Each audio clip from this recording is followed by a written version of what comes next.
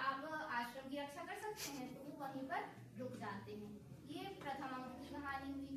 फिर बाद में वो शकुंतला को देखते हैं, उनका मिलन होता है, फिर गंधर्व विवाह होता है। उसके बाद गंधर्व विवाह के बाद वो प्रवास कर जाते हैं। वो कहते हैं, वो अंगूठी लेकर जाते हैं और कहते हैं कि जितनी इसमें अक्षर है उतने दिन में मैं लौट जाऊंगा या तुम्हें बुला लूंगा।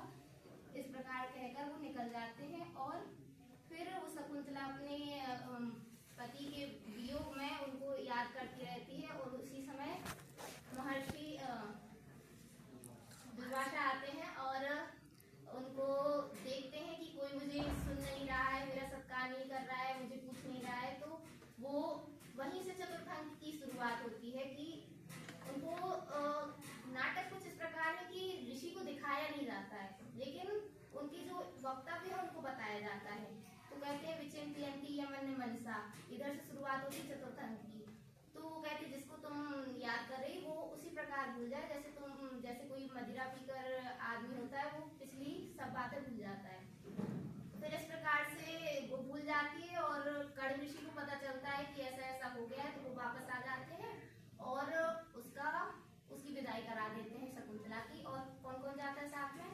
तो दोनों भाई जाते हैं, सारद्वत और सारंगरम, और माता बुआ कहती थी वो जिसको गौतमी थी, और दोनों भाई थे वो दोनों और माता, तीनों चारों जन हस्तिनापुर को निकल जाते हैं।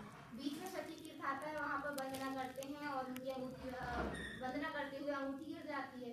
गिरना स्वाभाविक है क्योंकि दुष्यंत का हाथ और शकुंतला का हाथ अलग अलग है। तो सती तीर्थ में वंदना करते हुए वह गिर जाती है।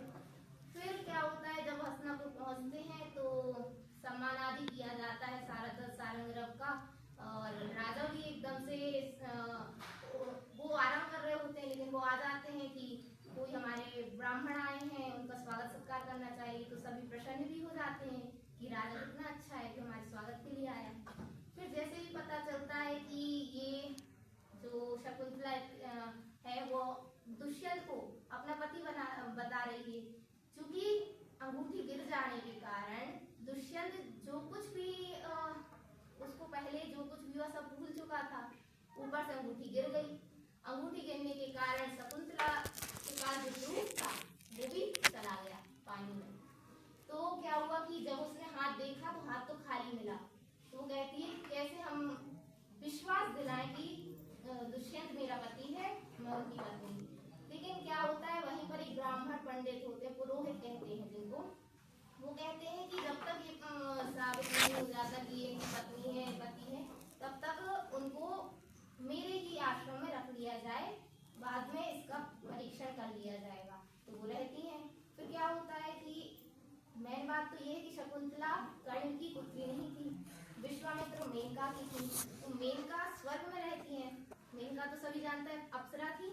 तो अप्सरा जो थी वो अपनी सखी को भेजती हैं कि मेरी जो पुत्री है वो कष्ट में है, तो वो स्वर्ग ले जाती हैं। उनकी जो सखी है स्वर्ग ले जाती है। और यहाँ दुष्यंत को कुछ वैसे भी याद नहीं है। फिर क्या होता है, एक होता है मछली पकड़ने वाला। वो जब मछली पकड़ता है उसके हाथ में बहुत बड़ी मछली फंस जाती है। तो वो जब उसको देखता है और उसकी जब शरीर में से उसको अंगूठी मिलती है तो वो कहता है अरे वाह, आज से मुझे ये मछली पालन का काम छोड़ना ही पड़ेगा और छूट ही जाएगा, क्योंकि मुझे इतने अच्छा उपहार जो मिला है। तो वो सुनार के पास जाता है। तो वहां पता चलता है सुनार, क्योंकि वो तो अनपढ़ है मत्स्य पालन करने वाला, तो वो समझ नहीं पाता है कि ये दुष्यंत की अंगूठी है। जो सुनार है वो समझ जाता है कि ये दुष्यंत की है, तो वो भागा भागा कहाँ जाता है, भागा भागा जाता है कि मेरी जो मुझे अंगूठी मिली है इसका कीमत बता। तो वो समझ जाता है और अधिकारियों को बुलाकर वो जो सुनार है वो कहता है कि ये मुझे राजा की अंगूठी प्राप्त हुई और इसने चुराई है। तो वो जैसे ही दुष्यंत उस अंगूठी को देखता है याद आ जाता है कि ये तो शकुंतला की अंगूठी है और मैंने कैसे कैसे उसको कष्ट दिए। तो वो ढूंढता है, कई जगह ढूंढता है, लेकिन शकुंतला प्राप्त नहीं होती।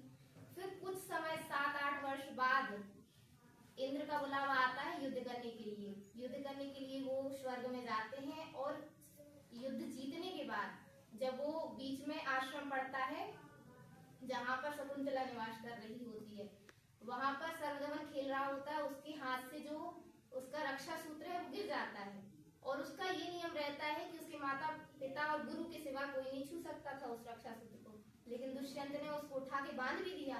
तो जो सखियां थी साथ में जो सर्वदमन की रक्षा में थी वो देखकर समझ जाती कि इनके पिता हैं और शकुंतला को बताती हैं, तो तीनों का मिलन हो जाता है और इस प्रकार कर्ण को भी सूचना दे दी जाती है कि शकुंतला को दुष्यंत के साथ मिलन हो जाता है। इस प्रकार से पूरी कहानी रहती है। अब मैं कुछ कालिदास के बारे में बताती हूँ, फिर प्रश्न उत्तर भी बताती हूँ। इसका नाम भी तो कर दो। हाँ।